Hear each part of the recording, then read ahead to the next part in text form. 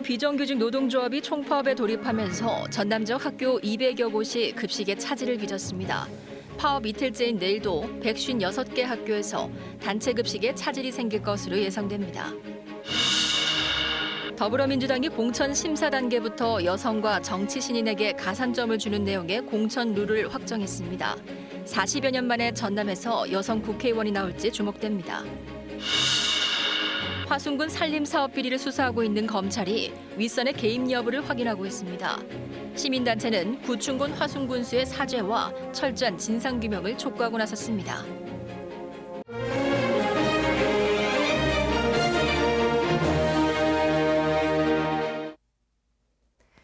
목포에서 전해드립니다. 임금 인상과 수당 차별 해소를 요구하는 학교 비정규직 근로자들이 오늘부터 사흘 동안 파업에 돌입했습니다. 전남에서는 1,500여 명의 조합원이 상경 집회에 나섰는데요. 이 여파로 전남 200여 개 학교에서 급식에 차질이 빚어졌지만 큰 혼란은 없었습니다. 최송현 기자입니다. 전남의 한 초등학교. 4교시가 끝나고 학생들이 일제히 학교를 나섭니다. 조리실무사들이 학교 비정규직 파업 참여로 단체 급식을 할 수 없게 되자 1시간 단축 수업을 진행합니다. 일부 학부모들은 급식 차질에 불편함을 토로하지만 비현실적 임금 처우를 받고 있는 비정규직 근로자들의 파업을 이해한다는 반응도 나옵니다. 비정규직 그게 개선되는 게 우선이니까 뭐 이 정도는 괜찮아요. 감수할 수 있어요. 전남의 한 중학교. 급식실이 아닌 교실에서 각자 싸온 도시락으로 점심을 해결합니다. 그것도 하나의 배움이기 때문에 어쨌든 부모님이 싸주신 도시락이라서 되게 오랜만에 감사하다는 느낌을 받을 수 있었습니다. 임금 현실화와 정규직과의 차별 철폐를 요구하며 학교 비정규직 노동조합이 전국적으로 파업에 돌입한 첫날. 전라남 도교육청은 도내 206개 일선 학교에서 단체 급식이 차질을 빚으면서 단축 수업과 도시락 지참 등으로 이를 대체했다고 밝혔습니다. 또 단축 수업이 진행된 학교에서는 방과 후 학교가 운영되지 못했고 초등 돌봄 교실도 일부 차질이 빚어졌습니다. 하지만 기말고사 기간 등과 겹치면서 학교 현장에선 큰 혼란은 없었고 급식 차질이 예상되는 학교도 점차 줄어들 것으로 전망됩니다. KBS 뉴스 최송현입니다. 전남 지역 모든 시군이 내년부터 농어민 수당을 도입하기로 했습니다. 전남시장 군수협의회는 도내 모든 시군이 내년부터 연간 60만 원의 농어민 수당을 지역 상품권으로 지급하기로 했다고 밝혔습니다. 해남군을 비롯해 이미 농민 수당을 지급하기로 한 시군은 일단 자체 시행하고 내년부터 시장 군수협의회 결정 사항을 따르기로 했습니다.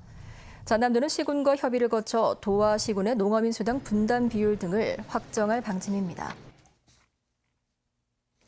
이번 달부터 바다 고수온이 예측되면서 전남도가 비상대책 마련에 나섰습니다. 전남도는 이번 달 중순이면 고수온 관심 단계, 하순에는 고수온 주의보가 발령될 것으로 예상된다며 기상 상황을 모니터링하면서 예방체계 구축에 나섰습니다. 전남도는 특히 산소 부족 등에 따른 폐사를 막기 위해 양식장에 액화산소 공급기와 산소 발생기 등을 보급할 예정입니다. 최근 10년 동안 전남에서는 2차례에 걸쳐 470억 원의 재산 피해가 발생했습니다. 내년 21대 총선을 앞두고 민주당이 공천 룰을 확정했습니다.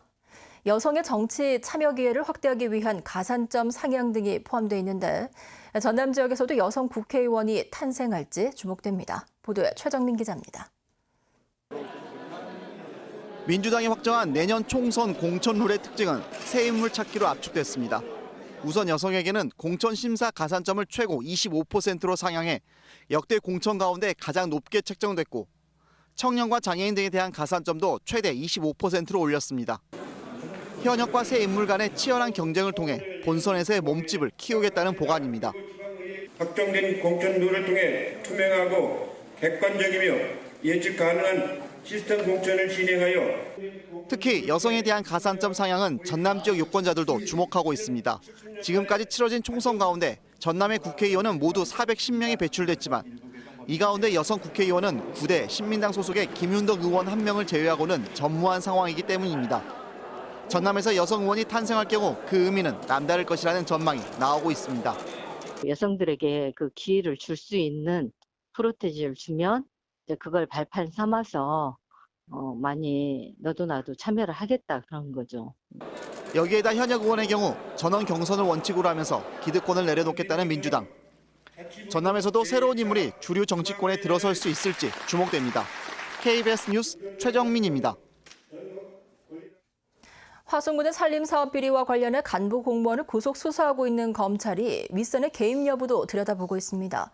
시민단체는 구충군 화순군수의 사죄와 철저한 진상규명을 촉구하고 나섰습니다. 하선아 기자의 보도입니다. 산림사업 비리에 공무원이 연루되면서 뒤숭숭한 화순군청 앞. 공식 사죄하라, 사죄하라, 사죄하라. 공공개혁 시민연합이 구충군 화순군수의 공식 사죄를 촉구하고 나섰습니다. 무엇을 잘못했는지 인정하는 모습을 보여야 한다. 하나, 화순구청은 진상을 덮기에 급급한 모습을 보여왔다. 화순군 의회도 적극적으로 진상규명에 나서라고 요구했습니다. 비리에 연루된 공무원들에 대한 청문회를 통해 진상을 밝히고 협의가 확인될 경우 전라남도 인사위원회에 징계를 요청하거나 산림사업 비리와 관련해 지금까지 구속 기소된 사람은 업자와 기자 등 4명, 뒤이어 화순군 간부 공무원 2명과 산림조합장 등 3명이 구속되면서 수사는 몸통을 향하고 있습니다. 수사 과정에서 구속된 총무과장이 금품을 받은 뒤 비서실장에게 전달했다는 진술을 확보한 검찰은 이 금품의 흐름을 추적하고 있습니다. 비서실장보다 윗선인 구충군 군수의 개입 여부도 수사 대상이라고 밝혔습니다. 화순군은 지난 2002년부터 군수들이 뇌물수수와 선거법 위반으로 구속되기도 했습니다. 지난 10여 년 동안 전임 군수 4명이 비리로 잇따라 하차했던 화순군. 이번 검찰 수사 결과에 따라 같은 일이 반복되는 건 아닌지 우려가 커지고 있습니다. KBS 뉴스 하선아입니다. 남양 관광벨트의 핵심 사업 구간인 신안 앞해와 해남 화원을 잇는 연결도로 건설 방식을 결정하기 위한 관계기관의 회의가 열렸습니다. 전남도와 익산지방국토관리청, 목포시, 해군 삼함대 등은 목포 달리도와 해남 화원을 연결하는 3.08km 구간의 해저터널을 해상교량으로 변경하는 안에 대해 의견을 나눴습니다. 전남도는 각 기관의 의견을 조율해 이번 주 안에 연결도로 건설 방식을 최종 확정할 방침이라고 밝혔습니다. 포스코 광양제철소에서 유례없는 정전과 대규모 연기 배출 사태가 일어났죠. 이런 대규모 사고는 지역에도 큰 영향을 미치지만 국가 보안시설과 사기업이라는 이유로 정보 공개는 제대로 되지 않고 있습니다.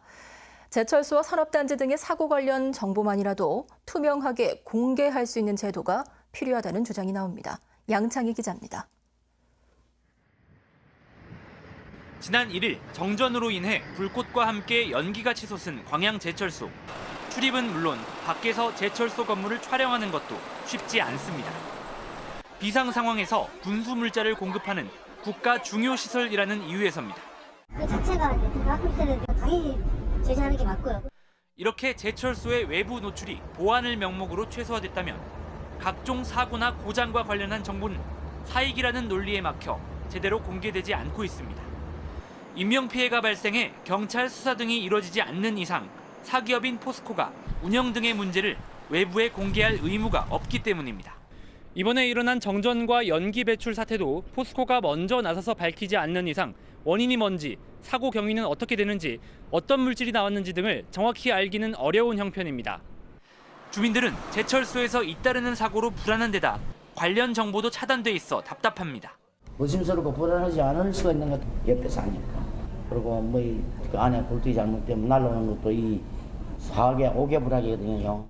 환경단체는 대형 사고가 일어나면 제철소를 넘어 지역민들까지 피해를 입을 수 있는 만큼 사고에 대한 정보만이라도 투명하게 공개하도록 하는 제도가 필요하다고 주장하고 있습니다. 법률과 정부 고시 등으로 정전을 포함한 사고 정보의 보고와 공개를 의무화하고 있는 원자력 업계의 사례를 참고해야 한다는 지적도 나옵니다. KBS 뉴스 양창입니다. 세계수영대회를 맞아 광주와 전남 지역 관광상품이 운영됩니다. 광주시는 충장로와 양림동 역사문화마을, 동명동 카페거리 등을 연계한 도심 관광상품과 5.18 민주화운동 유적지를 중심으로 한 다크투어 상품을 여행사를 통해 출시했다고 밝혔습니다. 광주의 육전과 한정식을 맛보는 미식 관광상품과 담양과 여수, 순천 등 전남 주요 관광지를 돌아보는 상품도 운영됩니다. 2020 전남국제수목 비엔날레가 행정안전부 2차 지방재정중앙투자심사에서 조건부 승인을 받았습니다. 이에 따라 전남도는 다음 달까지 수목 비엔날레 총감독 선임을 마무리하고 20명 규모의 수목 비엔날레 사무국도 조직할 예정입니다.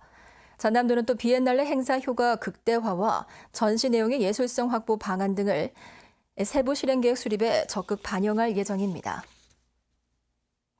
광주 전남연구원이 경영실적 개선과 사회적 가치 확산 등 지방 출자 출연 기관으로서 지역 발전에 기여한 공로를 인정받아 행정안전부 장관 표창을 받았습니다.